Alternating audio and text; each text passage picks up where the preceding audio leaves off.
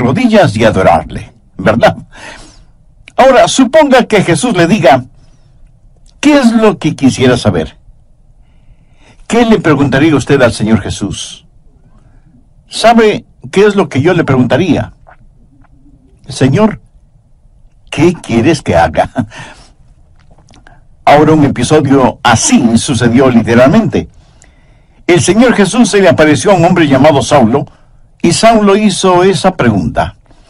Leamos Hechos, capítulo 9, versos 1 y 2.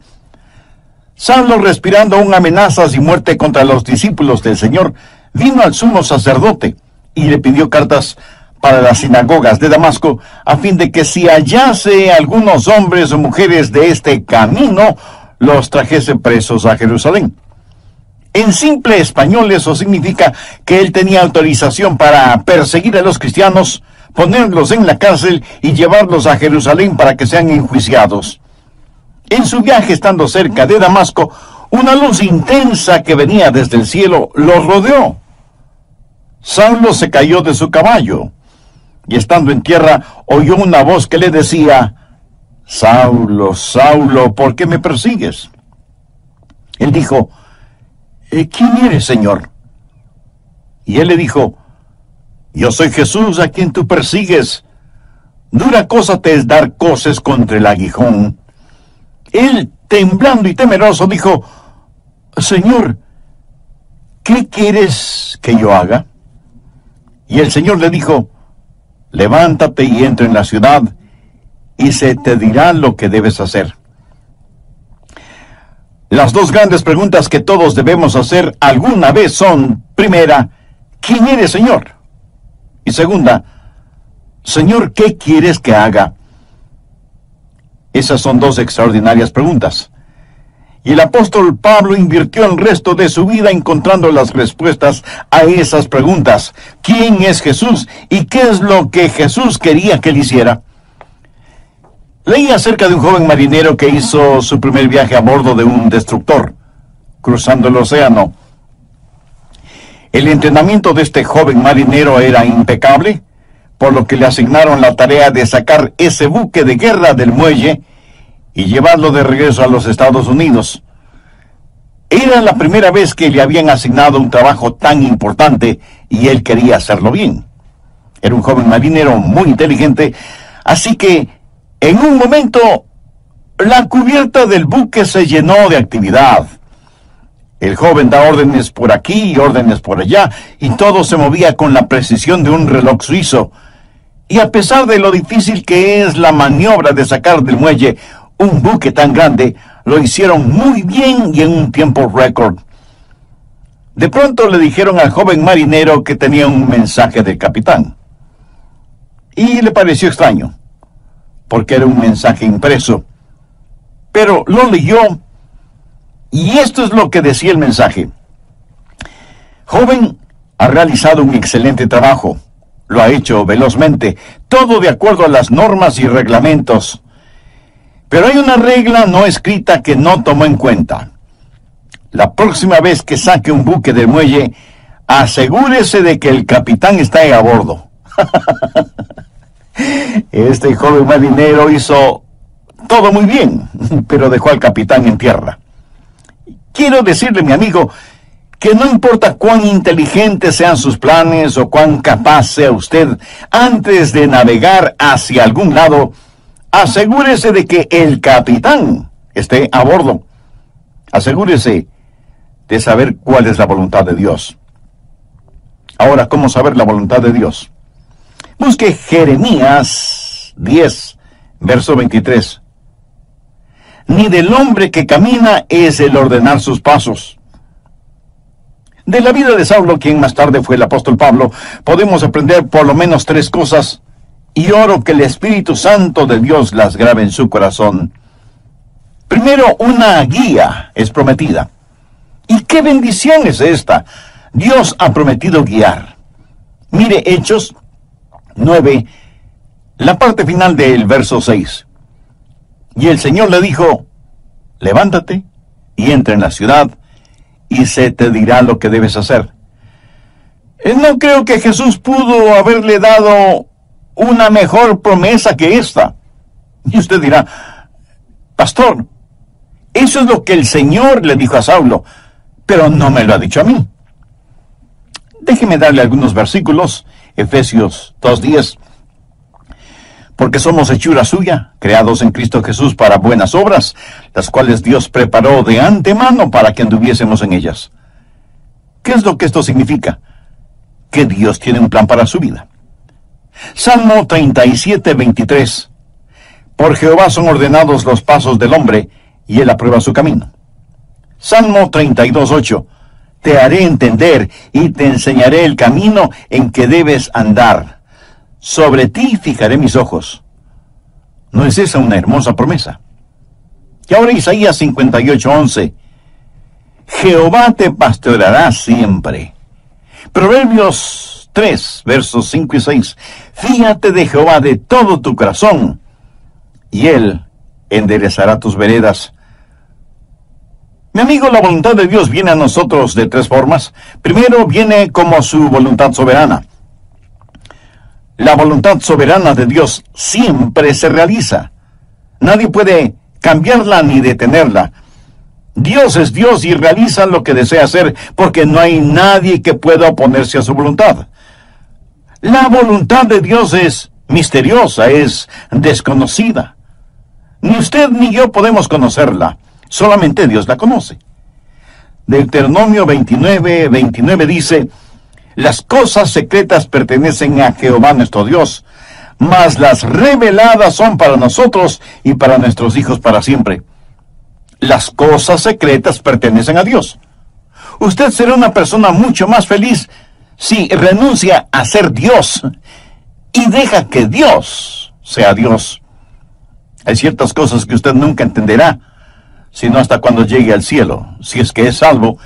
Y cuando esté allá, le aseguro que ya no tendrá interés en saberlas. Las cosas secretas pertenecen a Dios. Esa es la voluntad soberana de Dios. En segundo lugar está la voluntad moral de Dios. Hay ciertas cosas que Dios dice que son correctas y otras que son incorrectas. Por ejemplo, el robo, la fornicación, el asesinato, el orgullo, la mentira son cosas incorrectas. En cambio, el amor, la justicia, la honestidad, la pureza, la bondad, el respeto, la consideración son cosas correctas. Esta es la voluntad moral de Dios, y no va a cambiarla para mí, ni va a cambiarla para usted. Son normas fijas de lo bueno y lo malo, porque Dios así lo ha decretado. ¿Estamos de acuerdo? La voluntad moral de Dios la encontramos en la palabra de Dios, sin titubeos, sin tartamudeos, ni apologías, ni vacilaciones. Dios dice, esto es bueno o esto es malo. Es la voluntad moral de Dios y no la va a cambiar absolutamente por nadie. En tercer lugar, está la voluntad particular de Dios. Esto es, la voluntad especial de Dios para usted o para mí. Dios tuvo una voluntad especial para Saulo. Por ejemplo, mire en Hechos 9:15. El Señor le dijo, ve, porque instrumento escogido me es este para llevar mi nombre en presencia de los gentiles y de reyes y de los hijos de Israel, porque yo le mostraré cuánto le es necesario padecer por mi nombre. Dios tuvo un plan muy especial para este hombre. Pablo sería un apóstol a los gentiles. Era un vaso escogido.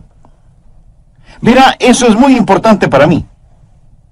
Dios lo escogió en forma muy particular para que sea un vaso especial. Y Dios tiene una voluntad especial para cada uno de nosotros. Por ejemplo, fue la voluntad soberana de Dios que un hombre llamado Adrian Rogers sea parte de los elegidos de Dios. ¡Aleluya! Yo francamente no lo entiendo, pero me regocijo. Es la voluntad soberana de Dios. En forma soberana, Dios derramó su amor sobre mí y me salvó, y agradezco a Dios por eso. Y luego fue la voluntad moral de Dios que yo me casara con una cristiana.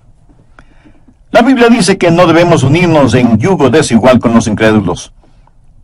Por lo tanto, sé que Dios tiene una voluntad moral para que, si me caso, me case con una creyente en el Señor Jesucristo. Y para mí Dios tuvo una voluntad particular. Y su nombre es Joyce. ¿Lo ve? La voluntad soberana de Dios trabajó en mi vida. La voluntad moral de Dios estuvo en mi esposa. Sabía que quería casarme con una muchacha cristiana. Y cuando iba a dejar a casa a Joyce después de haber estado en la iglesia o después de algún juego de fútbol en la universidad, al regresar a mi casa oraba: oh Dios, quisiera casarme con Joyce. Y creo con todo mi corazón que Dios contestó mi oración porque estaba dentro de su voluntad. Y Dios me dio esa maravillosa y especial mujer para que sea mi esposa. Dios tiene un plan para su vida. Dios tiene una voluntad particular para su vida. El por qué Dios está interesado en usted o en mí solo muestra la grandeza de su amor. Somos menos que una partícula de polvo en el océano de la existencia y sin embargo, Dios nos conoce.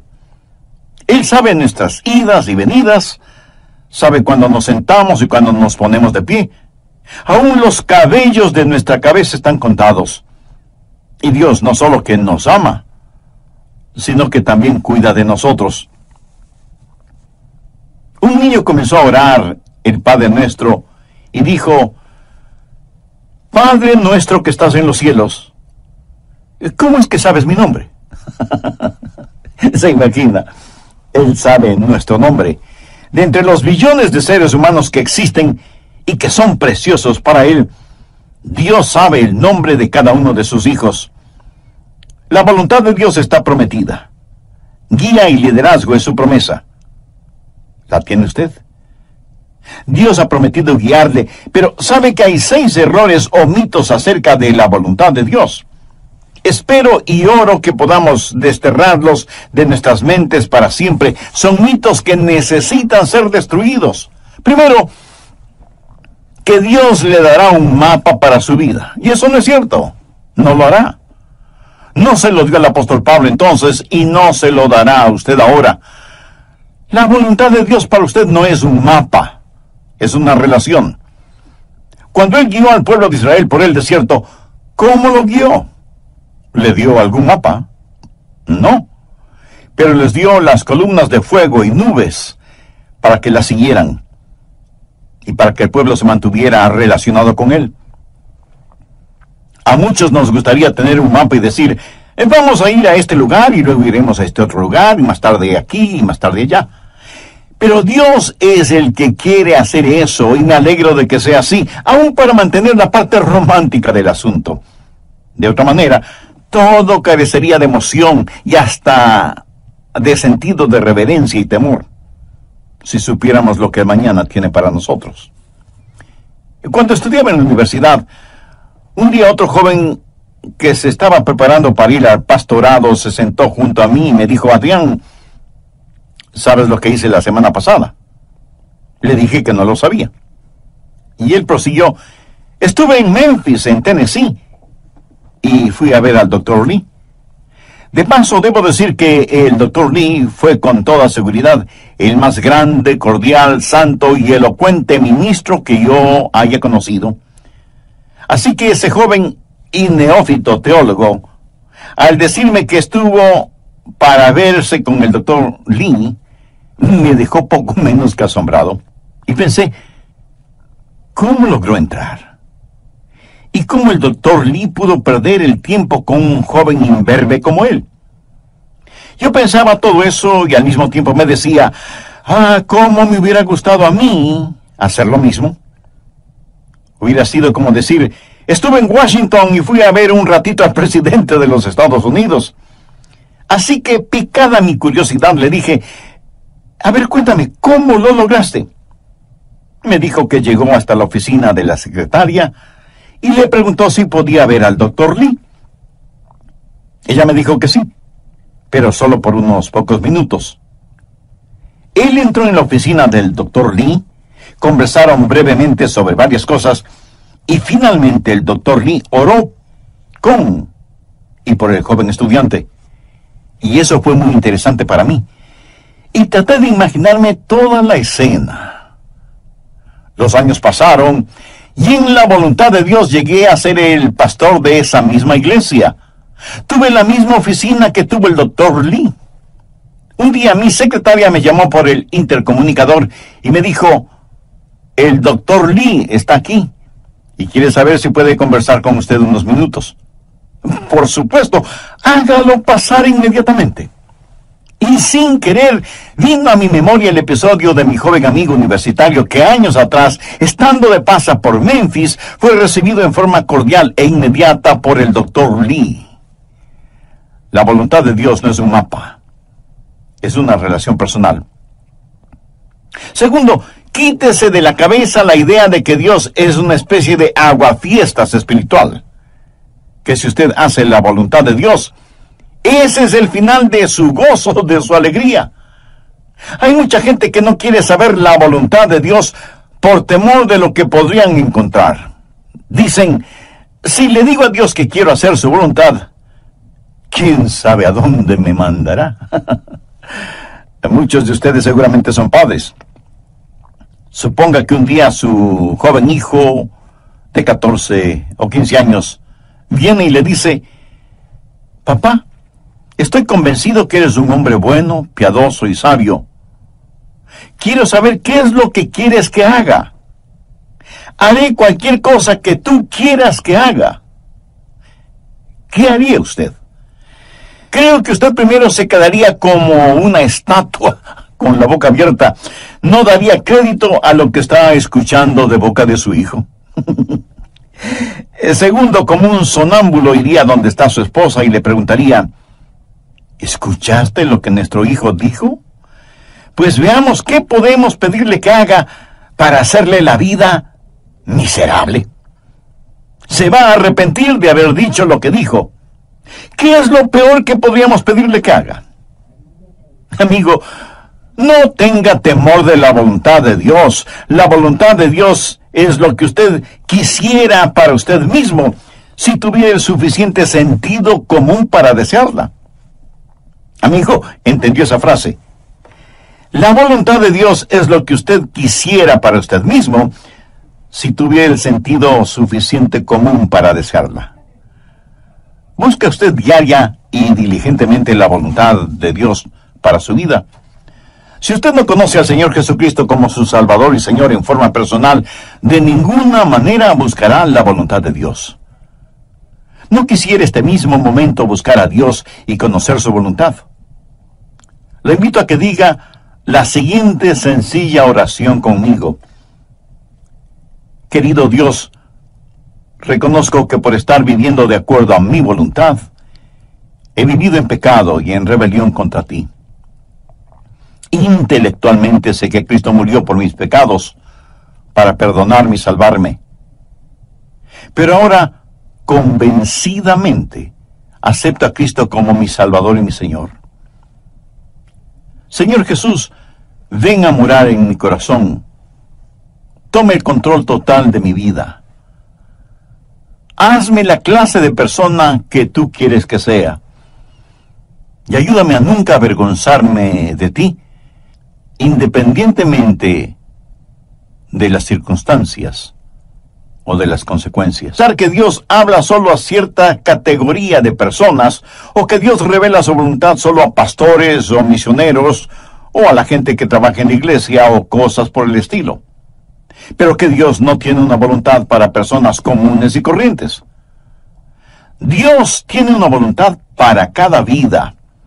Así que deje de pensar que la voluntad de Dios es solo para determinadas personas.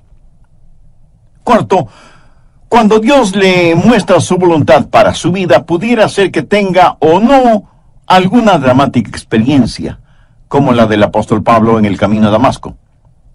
¿Recuerda cuando Dios le habló a Elías en la montaña y soplaba el viento? Dios no estuvo en el viento, ni en el fuego, ni en el terremoto. Y leemos en Primera de Reyes, capítulo 19, el verso 12, y tras el fuego, un silbo apacible y delicado. Ahora algunas veces Dios habla en los terremotos o en el fuego. El apóstol Pablo tuvo una especie de terremoto espiritual en su camino a Damasco. Pero usted deje que Dios sea Dios en su vida. Dios habla apaciblemente a algunas personas y a otras Dios tiene que llamarles fuertemente la atención. Quinto, otro mito que debemos sacarlo del corazón y mente es el creer que Dios muestra su voluntad solo a gente joven, pero no a gente mayor.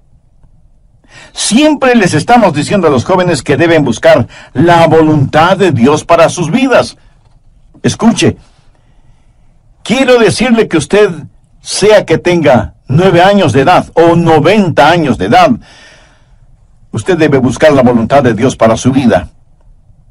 Si Dios ya hubiera terminado con usted, Él ya le hubiera llevado al cielo. Dios tiene un plan para su vida.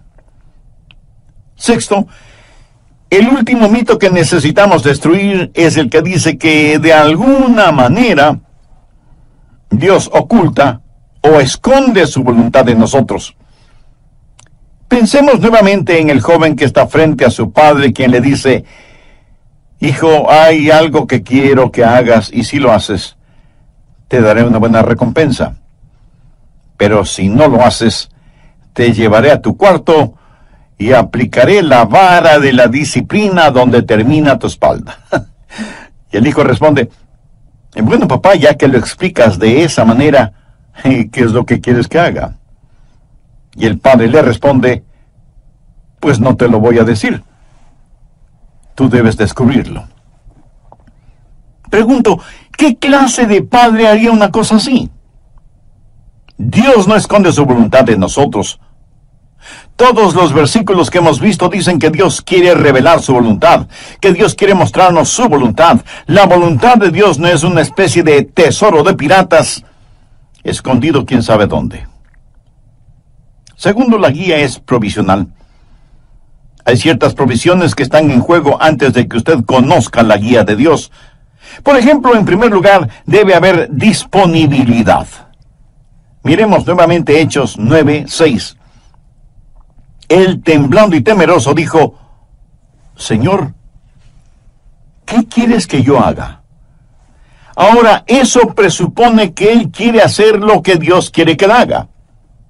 Mucha gente quiere hacer su propia voluntad, pero que Dios ponga su sello de aprobación. Son como las personas que buscan un arquitecto porque quieren construir sus casas, pero en realidad lo que quieren es que el arquitecto interprete y diseñe lo que ellos tienen en mente. Y eso está bien cuando se trata de construir una casa, pero no está bien cuando se trata de construir una vida. La pregunta de Pablo fue: Señor, ¿qué quieres que yo haga? Eso quiere decir: Señor, tú estás en control, no yo. ¿Sabe lo que es la humildad? Humildad significa que se le puede enseñar. ¿A cuántos de ustedes se les podría enseñar hoy? El Salmo 25:9 dice: encaminará a los humildes por el juicio y enseñará a los mansos su carrera. ¿Es usted humilde? ¿Manso? Si no lo es, usted no estará disponible. Si no lo es, no conocerá la voluntad de Dios. Pero no solo debe haber disponibilidad y mansedumbre, sino también, y en tercer lugar, debe haber apertura. Apertura. Pablo buscó la voluntad de Dios inmediatamente, y él oró y dijo: Señor, muéstrame tu voluntad. ¿Ha estado usted abierto a la voluntad de Dios? Y no es cuestión de simplemente decir: si Dios quiere mostrarme su voluntad, lo hará. ¿Ha orado usted en forma honesta y sincera diciendo: Señor, yo quiero conocer tu voluntad? ¿Se reporta usted para servicio diario delante de Él? Después de conocer al Señor Jesús, usted va a ser como Pablo y decir: Señor, ¿qué quieres que yo haga? Y aún hay otra provisión. Hechos 9, versos 8 y 9. Entonces Saulo se levantó de tierra y abriendo los ojos no veía a nadie. Así que, llevándole por la mano, le metieron en Damasco, donde estuvo 3 días sin ver, y no comió ni bebió. ¿Puede imaginarse eso? Aquí está este hombre que capturaba y encarcelaba a muchos, y ahora ciego, es tomado de la mano para ser guiado. Ahora es un hombre dócil, se ha rendido, ha cedido ante la presencia de Cristo. La Biblia dice que debemos presentar nuestros cuerpos como sacrificio vivo. ¿Puede usted decir que así lo hace diariamente? Señor, tu voluntad, sin vacilaciones, sin reservas, donde quiera, a cualquier hora, cueste lo que cueste. ¿Se atrevería usted a decirlo? ¿Se ha rendido completamente a la voluntad de Dios? Decimos, Señor, yo quiero conocer tu voluntad. ¿Está listo para hacerla si Dios le mostrara su voluntad? Tercero, es una guía práctica. Dios nos ha dado formas muy prácticas para que podamos conocer su voluntad, y están aquí en su palabra. Una de las formas de conocer la voluntad de Dios es por medio de los milagros. Mire lo que le sucedió a Saulo. Estando en el camino rumbo a Damasco, cuando repentinamente le rodeó un resplandor de luz del cielo, y cayendo en tierra, oyó una voz que le decía, Saulo, Saulo, ¿por qué me persigues? Dios puede hablarle a usted por medio de visiones, o por medio de sueños, o por medio de una voz audible. Dios puede hablarle y guiarle por medio de un milagro. Y me apresuro en decir que normalmente Él no nos guía con milagros, pero de vez en cuando lo hace. Ahora, toda vez que tenemos la Biblia completa, esa clase de milagros no son necesarios en la actualidad, y no es la forma normal de Dios para guiarnos. Pero lo menciono porque está en la palabra de Dios. Pero si usted tiene una visión, o un milagro, o un sueño, o lo que sea, será mejor que las compare con las otras cosas que voy a mencionar para ver si encajan unas con otras. Y no es una mera autosugestión. En segundo lugar, Dios le hablará y le guiará por medio de su palabra. Y si usted pregunta, ¿le guió Dios a Pablo con su palabra? Amigo, es mejor que lo crea. Verá, primero, él era un rabí y conocía muy bien la palabra de Dios, el Antiguo Testamento. Segundo, hace poco él había escuchado un sermón en los labios de uno de los más grandes evangelistas de entonces, un hombre ungido y lleno del Espíritu Santo, cuyo nombre fue Esteban. Y cuando el santo Dios le habló a Saulo, le dijo, dura cosa te es dar coces contra el aguijón. Pablo estaba lleno de la palabra de Dios, y es la palabra de Dios la que guía. Anote al margen el siguiente versículo, Salmo 119, 115. Lámpara es a mis pies tu palabra, y lumbrera mi camino. Mucho de la voluntad de Dios para su vida se encuentra en la Biblia, mi estimado amigo. Por ejemplo, la voluntad de Dios es que usted no se case con una persona no creyente. Así lo dice su palabra. Si usted está a orar y pedir que Dios le muestre su voluntad cuando ya se la ha mostrado con su palabra, o se considera usted una persona súper especial, a la cual Dios le concederá algo que está en contra de lo que Él mismo ha establecido en su palabra. Piénselo. En tercer lugar, Dios le guiará por medio de su gente, los hijos de Dios. Veamos Hechos 9, los versos del 10 al 13. Había entonces en Damasco un discípulo llamado Ananías, a quien el Señor dijo en visión, Ananías. Y él respondió, heme aquí, Señor. Y el Señor le dijo, levántate, y ve a la calle que se llama Derecha, y busca en casa de Judas a uno llamado Saulo, de Tarso, porque he aquí, él ora, y ha visto en visión a un varón llamado Ananías, que entra y le pone las manos encima para que recobre la vista. Entonces Ananías respondió: Señor, he oído de muchos acerca de este hombre. ¿Cuántos males ha hecho a tus santos en Jerusalén? Cuando Dios le habló a Saulo y le dijo que le mostraría su voluntad, Dios también habló a Ananías y lo utilizó para confirmar su voluntad en la vida de Saulo. En Proverbios 24:6 leemos: en la multitud de consejeros está la victoria. ¿Qué quiere decir eso? Que cuando Dios le habla a usted acerca de algo, muchas veces Dios lo confirmará por medio de alguien más. Mateo 18:16 dice: